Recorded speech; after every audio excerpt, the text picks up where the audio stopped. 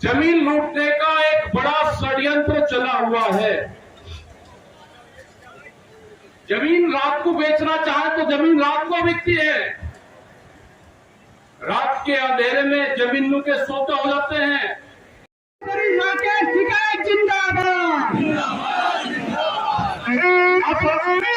अपने शहीदों की बलिदानी, शहीदों की बलिदानी। आपको बातचीत हुई, छत्तीसगढ़ में भी गए, वहां के मुख्यमंत्री से भी बातचीत हुई।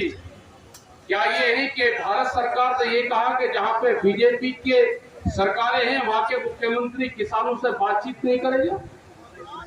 एक एजेंडा तय हो चुका है पूरा। ये जहां पे इनकी सरकारें होंगी ये किसानों से कोई बातचीत नहीं करेंगी, क्योंकि 22 जनवरी 2021 आज 3 साल हो गए पूरे। 3 साल के बाद में पहले और आज तक हमारी भारत सरकार से, उत्तर प्रदेश सरकार से कोई बातचीत नहीं हुई। ना वे बात करना चाहते, ना वे काम करना चाहते। अब किसान का एक ही रास्ता बचा है, वो रास्ता है आंदोलन का रास्ता।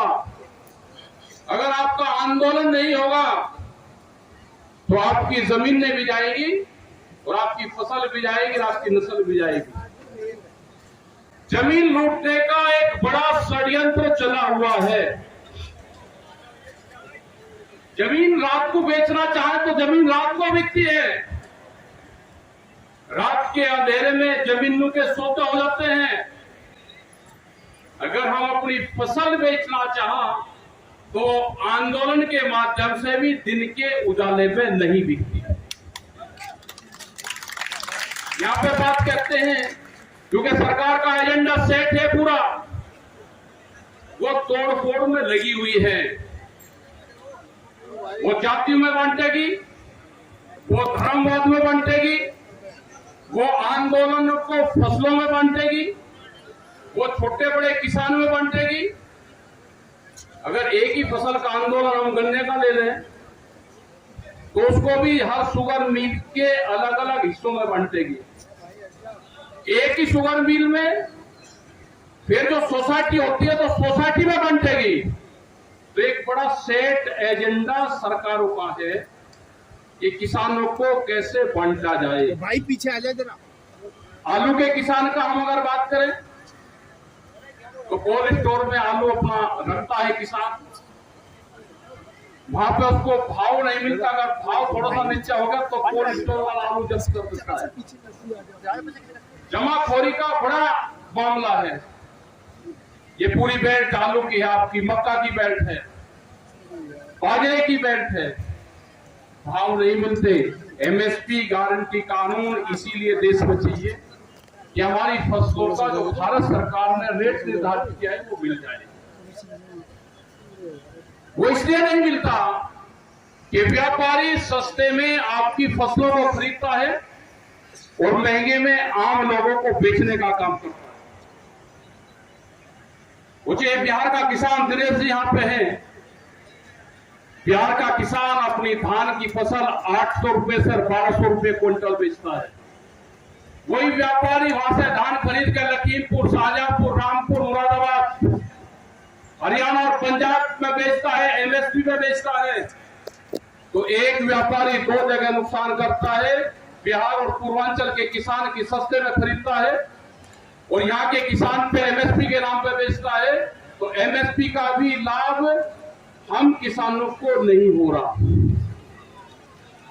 अकेले बिहार में मक्का के किसान को 5000 करोड़ रुपए का नुकसान मक्का के किसान को है। इनको रास्ता दे दो, रास्ता लोग अभी आने लगे, इनको रास्ता दे दो, सब लोग बैठ जाओ नीचे। क्योंकि बिहार के किसान जो मक्का पैदा करता है वो 1300 और 1400 रुपए में बिकती है इसकी। जो बाहर की मल्टीनेशनल कंपनियां हैं जो आप पॉपकॉर्न खाते हो वो बिहार में ही वो मक्का पैदा होती है। करीब 60 लाख मीट्रिक टन वहां से खरीद करते हैं वे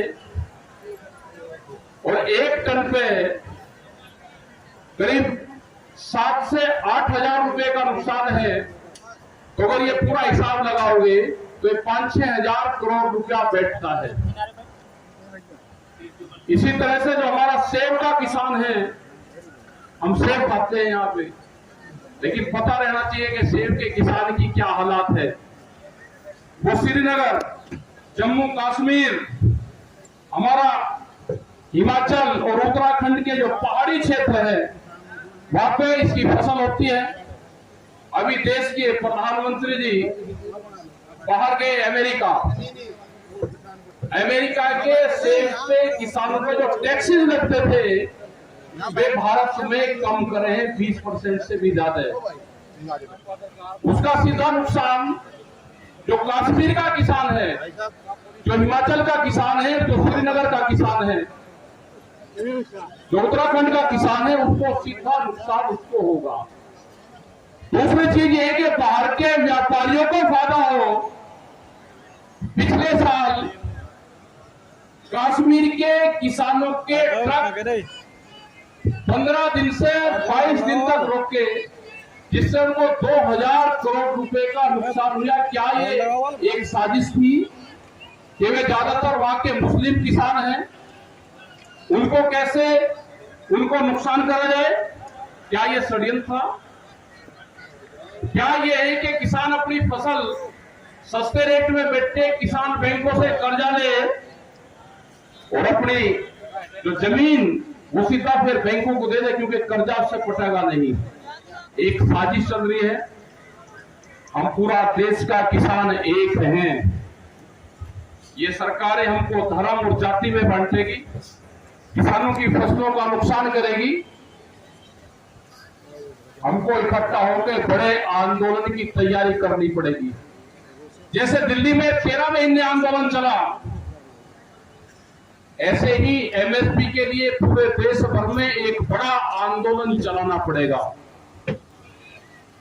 देश में वैचारिक क्रांति होगी। जो आंदोलन विचार से जुड़ा हुआ होगा, उसमें सभी लोग आपके साथ में जुड़े हुए हैं। वे चाहे पुलिस फोर्स के लोग हैं, वे चाहे किसी उसमें नौकरी करते हैं, वे फ्रंट पे नहीं आएंगे, लेकिन वे आपके साथ में घबराने की जरूरत नहीं। आप आंदोलन के लिए तैयार रहो, आंदोलन होगा। आने वाले टाइम पे ट्रैक्टर अपने तैयार रखना। ट्रैक्टर का बड़ा आंदोलन होगा ट्रैक्टर से। जैसे पंजाब और हरियाणा के लोग अपने मजबूती के साथ में ट्रैक्टर रखते हैं, ऐसे ही हमारे लोग भी, क्योंकि वो ट्रैक्टर चलेगा। जो ट्रैक्टर 10 साल पुराना हो जाएगा, भारत सरकार ने 10 साल पुराना ट्रैक्टर बंद कर दिया। डीजल से चलने वाले कोई भी वाहन बंद कर दिए। क्या ये कानून देश में होना चाहिए कि जिससे बड़ी कंपनियों को फायदा होगा और किसान को नुकसान होगा?